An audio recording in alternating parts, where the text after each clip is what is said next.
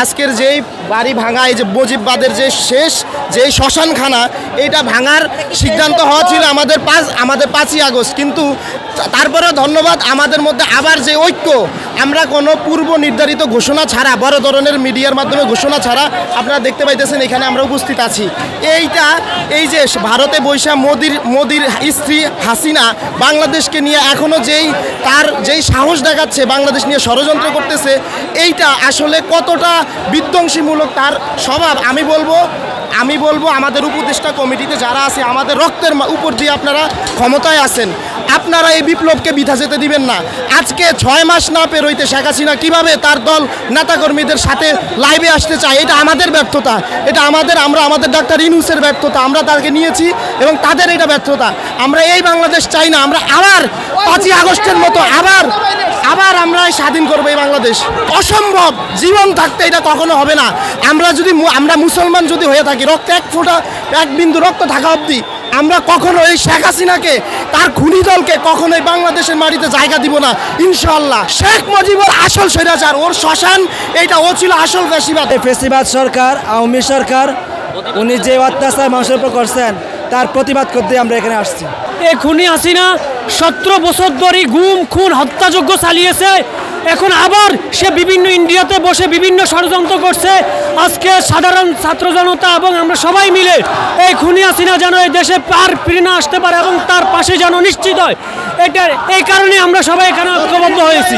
এবং এই আমাদের যে হাজার হাজার মা বোনের যে হত্যাকাণ্ড হয়েছে, ওইটা সঠিক বিচার হইতে হবে এবং বিডিআর পিলখানা হত্যাকাণ্ডের যে মানুষগুলো মারা গেছে তাদের সঠিক তদন্তের মাধ্যমে তাদের সুষ্ঠু বিচার হইতে হবে। আপনারা দেখেন, যে কোনো সময় যদি একটা বিষয় আপনারা চিন্তা করেন, দেখবেন একটা ছেলে যখন অন্যায় করে তখন তার বাপ ধরে গালি দেয়, তার মা ধরে গালি দেওয়া হয়।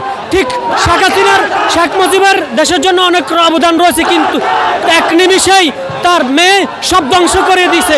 এই কারণেই তার মেয়ের কারণে তাকে অবমাননা করা হচ্ছে।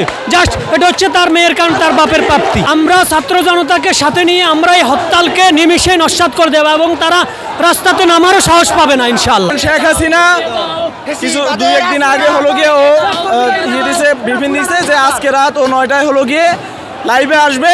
ইভেন হলো গিয়ে বাংলাদেশে ফেরার একটা পরিকল্পনা আছে তার। এই জন্য ছাত্র জনতা এবং সাধারণ জনগণ এসে তাদের যে আতুর ঘর, আস্তানা, তার বাপের যে ঠিকানা, এটা ভেঙে গুড়িয়ে ফ্যাসিস্টদের একদম নির্মূল করে দেওয়ার জন্য আসছে এখানে আমরা। আসলে যারা বলতেছে তারা অতীতের ঘটনা জানে না, তাদের জানা উচিত। ইভেন হলো গিয়ে অনেক ইতিহাস পড়া উচিত। মুজিব যে 75-এ যে সে স্বৈরাচার ছিল, এটা যারা মানে যুদ্ধের আগে জন্মাইছে এবং যুদ্ধের সময় ছিল তারা জানে। এই জন্য হলো গিয়ে মুজিব যেমন স্বৈরাচার ছিল, তার হলো গিয়ে মেয়েও স্বৈরাচার হিসেবে এখানে আত্মপ্রকাশ করছে। বাংলার মাটিতে কোনো স্বৈরাচারের কখনো ঠাঁই হয় নাই, ভবিষ্যতেও হবে না। আর ভবিষ্যৎ দলগুলোরে বলবো, এই গণ অভ্যুত্থান দেখে তারা যাতে হলো গিয়ে শিক্ষা নেয়, যাতে বাংলার মাটিতে কখনো ফ্যাসিস্টের জন্ম না হয়, ইভেন কোনো ধরনের চিন্তা ভাবনা না আসে এখানে।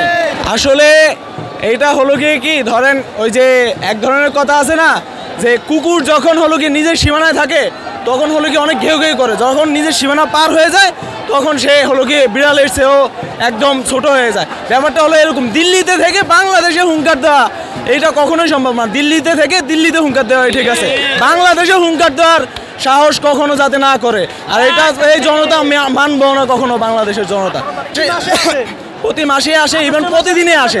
বাট ওরা হলো গিয়ে অনেক টাকা হলো গিয়ে ইনভেস্ট করতেছে যাতে প্রোপাগান্ডা ছড়াইতে পারে। বাট এটা কখনোই পসিবল না। বাংলাদেশের মানুষ সংগ্রামী, এই দেশে কখনো কোনো ফ্যাসিস্টের ঠাঁই হয় নাই, কোনো স্বৈরাচারের ঠাঁই হয় নাই, ভবিষ্যতেও হবে না। আসলে ভাই ব্যাপারটা হলো কি, ধরেন আমার ফ্যামিলিতে 3 জন মানুষ, এখন কেউ এসে আমার ফ্যামিলির 2 জনকে মেরে ফেললো।